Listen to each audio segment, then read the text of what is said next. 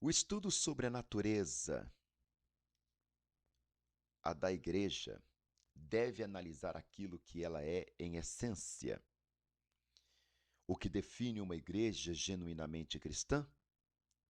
Evidentemente que há muitas características que formam o que é uma verdadeira igreja. Contudo, para o nosso propósito aqui, trataremos apenas de algumas delas. Por isso, nessa lição veremos que uma igreja genuinamente cristã é confessional, ou seja, ela se fundamenta na palavra de Deus. Tem uma dimensão local e universal, ou seja, existe tanto na forma visível como invisível. E, finalmente, a igreja genuinamente cristã é una, isto é, não é dividida, pois sem unidade não há igreja. Eu sou o professor Daniel Ramos e estamos na lição 3, a natureza da igreja.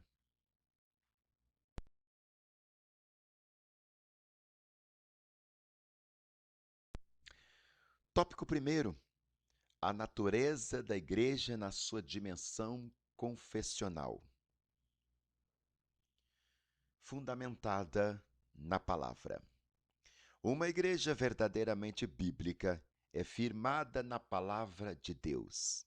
Nesse aspecto, primeiramente, temos Cristo como a palavra encarnada, a palavra viva. No princípio era a palavra. João, capítulo 1, verso 1. Jesus é a palavra que se humanizou, isto é, Deus feito homem. A igreja possui Jesus Cristo como seu fundamento. Efésios 2:20. Uma igreja verdadeiramente bíblica é centrada em Jesus.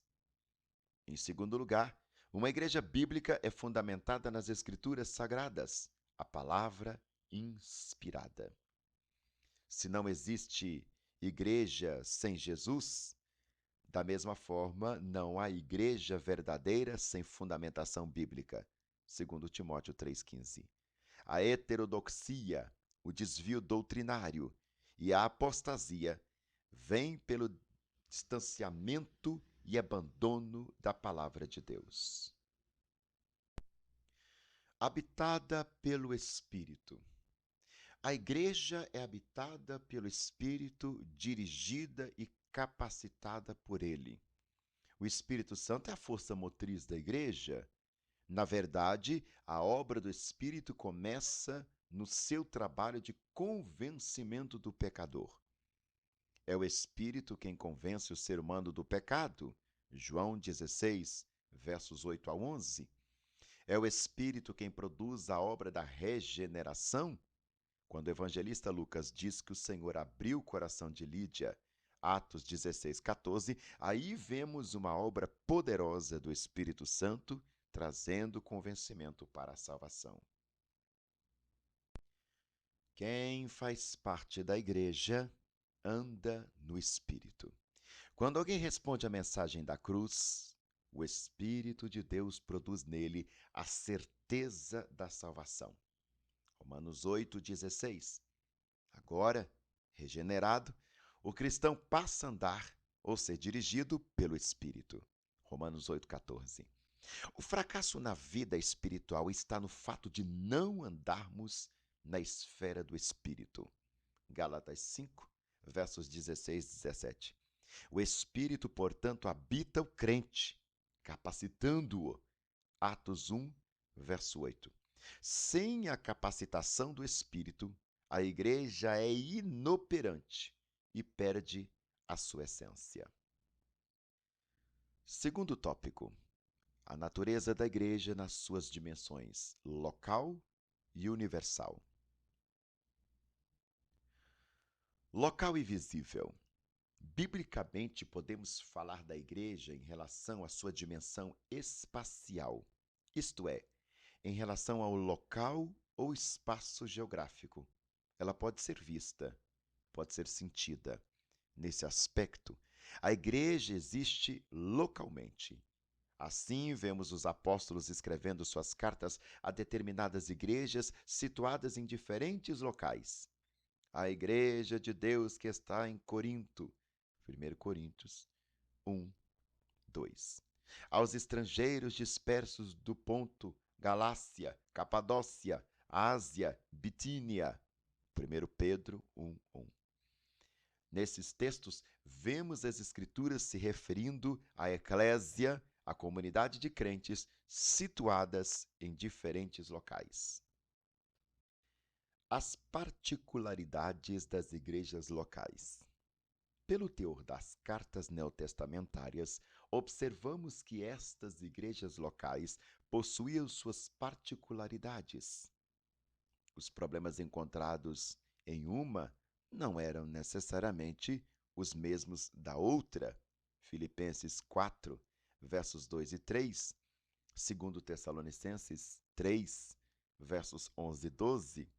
Desse igual modo, as virtudes.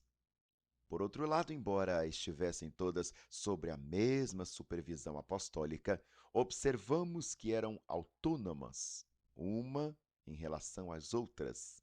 Assim, possuíam uma dinâmica própria, um método que funcionava em determinada igreja pode ser inadequado em outra. Universal e invisível. Assim como a igreja existe em sua dimensão local, existe também na sua dimensão universal. Somos conscientes da existência da igreja local, pois dela fazemos parte. Contudo, nem sempre é fácil se dar conta do aspecto universal da igreja, porque, nesse sentido, a igreja não está limitada ao espaço geográfico ou físico.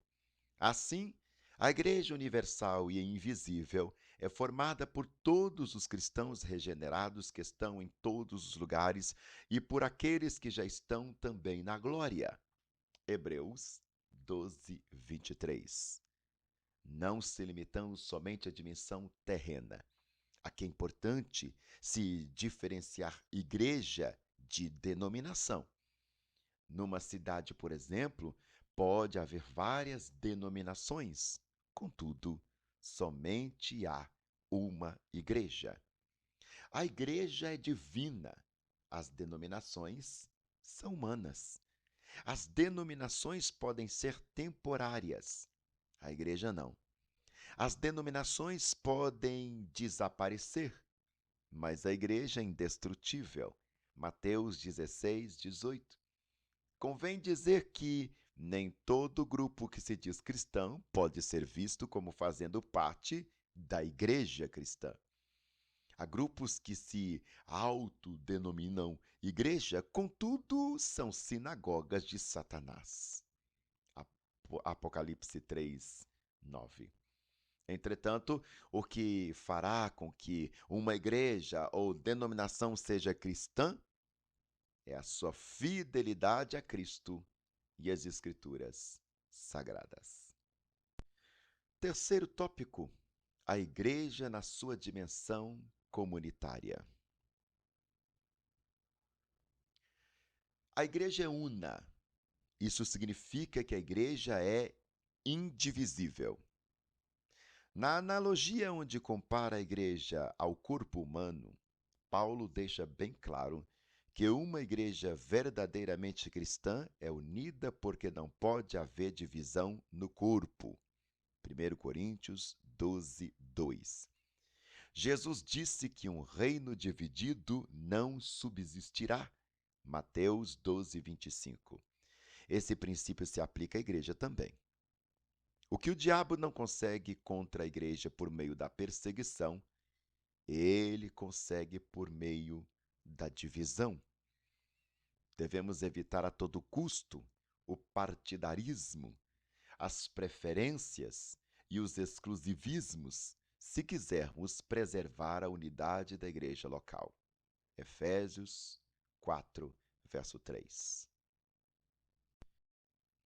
Unidade na igreja.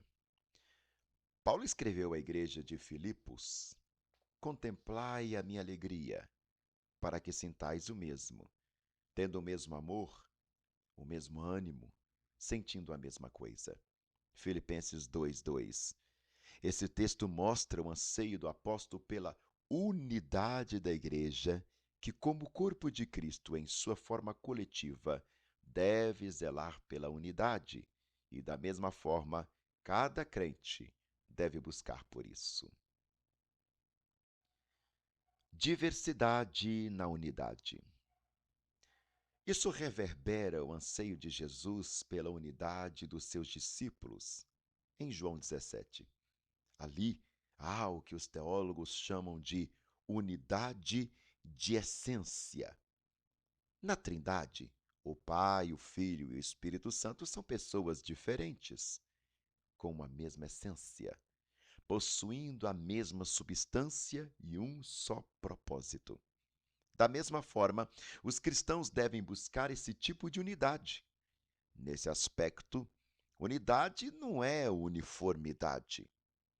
Somos diferentes, diversos, temos temperamentos distintos, maneiras diferentes de fazer as coisas, mas mesmo assim, somos um em Cristo Jesus para perseverar no mesmo alvo. Conclusão. Chegamos ao final de mais uma lição bíblica, a qual aborda a natureza da igreja. Visto que não é possível nos referirmos a uma igreja como sendo cristã se determinadas marcas ou características não estiverem presentes nela. Destacamos aqui que a igreja local deve estar fundamentada na palavra de Deus e habitada pelo Espírito Santo. A igreja também existe tanto local como universalmente. Não está limitada nem pelo tempo, nem pelo espaço. Ela existe para a eternidade. Obrigado.